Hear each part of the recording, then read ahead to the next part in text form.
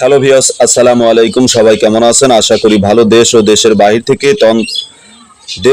বাহির থেকে কালো জাদু তন্ত্রমন্ত্র এসকে চ্যানেলটি এই মুহূর্তে যারা দেখছেন সকলকে জানাই আন্তরিক প্রীতি ও শুভেচ্ছা। ভিডিওর শুরুতে জাতিগতভাবে প্রত্যেকটা মমিন মুসলমান ভাই বোনদেরকে জানাই সালাম, আসসালামু আলাইকুম। হিন্দু দাদা দিদির প্রতি রইল আদাব বা নমস্কার। অন্যান্য সকল ধর্মের প্রতি আন্তরিক প্রীতি ও ভালোবাসা জানিয়ে শুরু করলাম আজকে বশীকরণ কবচ লজ্জাতুন্নেসা, একটি অত্যন্ত পাওয়ারফুল বশীকরণ, যে বশীকরণটাকে আদি বশীকরণ বলা হয়। এই বশীকরণ দ্বারা অনেক মানুষের বশীকরণ করানো হয়েছে, অনেক ব্যক্তিকে তার জীবনে তার সফলতা হিসেবে এই নজরবন্দি বশীকরণ দ্বারা কাজ করানো হয়েছে। এই বশীকরণটাকে বিভিন্ন তান্ত্রিক বিভিন্ন উপাধি দিয়েছে, কারণ এই বশীকরণটা একটু আলাদা, ব্যতিক্রমী আলাদা। এটাকে কেউ বলেছে জাদুকরণী বশীকরণ, কেউ বলেছে তালকুঠুরি বশীকরণ, কেউ বলেছে কুফুরি বশীকরণ, কেউ আবার বলেছে যে এটা পরিপূর্ণ একটা ইসলামিক বশীকরণ। তো মূলত এখানে যে বশীকরণের যে ফায়দাটা এবং যে বিশিষ্ট এই নকশাটা যে অবস্থানে আছে, এখানে কয়েকটা অক্ষরের উপরে বিশিষ্ট, মানে বিশেষ করে কয়েকটা অক্ষরে এই নকশাটাকে তৈরি করা হয়েছে। যেমন আপনার প্রথম স্তরে যে এখানে নুন, এখানে ইয়াসিন, ওয়াও, আলিফ নুন, লামিয়া, র, এই যে মানে বৈশিষ্ট্য, সামান্য কয়েকটা মানে হাতে গোনা কয়েকটা অক্ষরকে ব্যবহার করে এই নকশাটা তৈরি। ভিতরে নকশার ভিতরে যে অক্ষরগুলো ব্যবহার করা হয়েছে খেয়াল করলে বুঝবেন, যারা এই বিষয়ে জানে তারা বুঝতে পারবেন। এখানে মাত্র কয়টা অক্ষর ব্যবহার করা হয়েছে? বা, সদ, নুন, সিন, হামজা, লাম। ঠিক আছে, এটা অল্প কয়েকটা অক্ষরকে মানে তার সারাংশকে বের করে এই নকশাটাকে তৈরি করানো হয়েছে। তবে যাই হোক, পবিত্র কোরআনের এক একটা অক্ষর, এক একটা হরফ এতটাই পাওয়ারফুল এবং এতটাই শক্তিশালী, যেটার বর্ণনা করে শেষ করা যাবে না। সর্বমূলী যে কথাটা না বললেই না, এই নকশাটা কিন্তু আপনারা যে কারো উপরে বশীকরণ করতে পারবেন, যে কারো উপরে এই নকশাটা প্রয়োগ করতে পারবেন। তাই বলে এই নকশার অপব্যবহার কেউ করবেন না, খারাপ উদ্দেশ্যে খারাপ কাজে কখনোই ব্যবহার করবেন না। কোনো কাজই খারাপ উদ্দেশ্যে করা ঠিক না। তারপরেও যারা করেন তাদেরকে বিশেষ করে আমি অনুরোধ করছি যে কখনোই কোনো কাজ খারাপ উদ্দেশ্যে করা ঠিক নয়।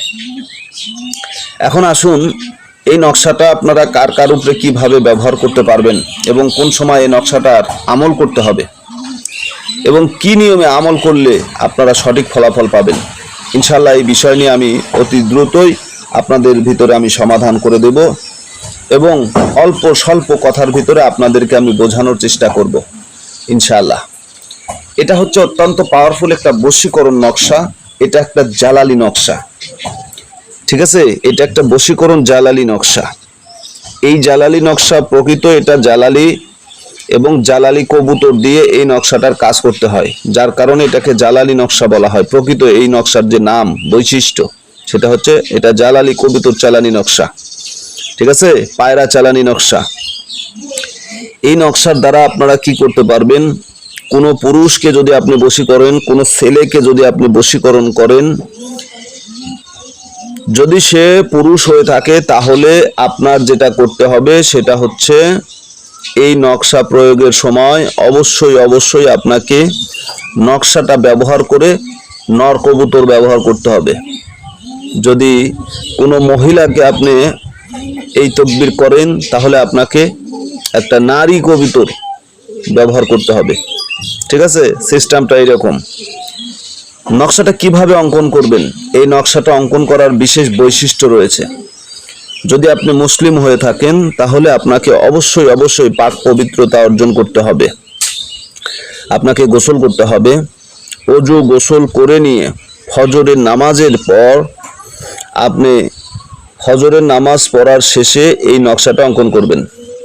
ঠিক আছে, যায় নামাজে বসে বিশুদ্ধ মানে একবারে শুদ্ধ জাফরান গোলাপ জল দিয়ে মিশ্রিত একটা কালি তৈরি করবেন। সেই কালি দ্বারা এই নকশাটা অঙ্কন করবেন। 3টা নকশা অঙ্কন করবেন। এই নকশাটা 3টা নকশা অঙ্কন করতে হবে।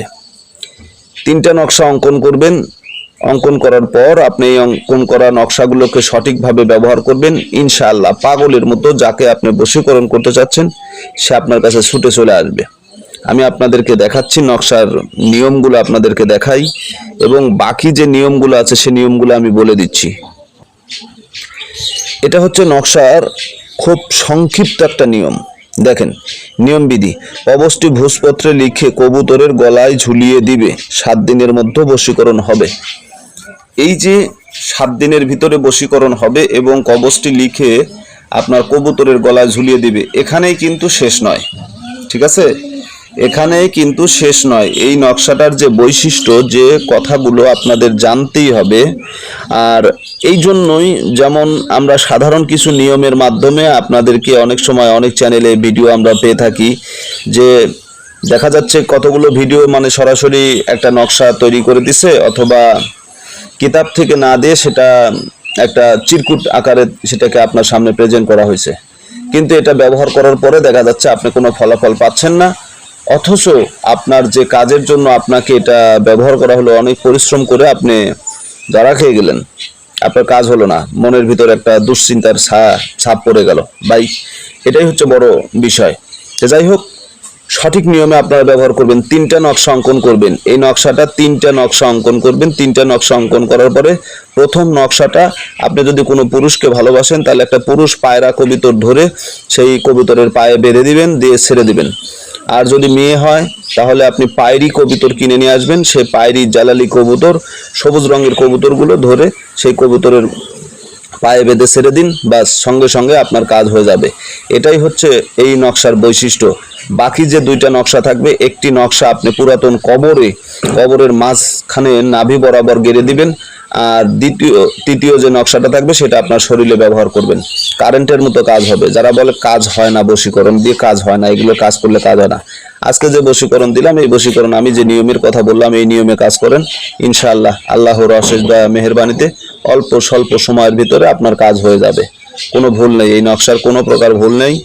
আশা করি বুঝতে পেরেছেন। সকলে ভালো থাকুন, সুস্থ থাকুন। কালো জাদু তন্ত্রমন্ত্র এসকে চ্যানেলে নতুন হলে চ্যানেলটা সাবস্ক্রাইব করবেন, পাশে থাকা বেল আইকনটি বাজিয়ে দিবেন যাতে নিত্য নতুন ভিডিও সবার আগে সবার প্রথম আপনি পেতে পারেন। সবার সুস্বাস্থ্য দীর্ঘায়ু কামনা করে আজকের মতো বিদায় নিলাম। আল্লাহ হাফেজ।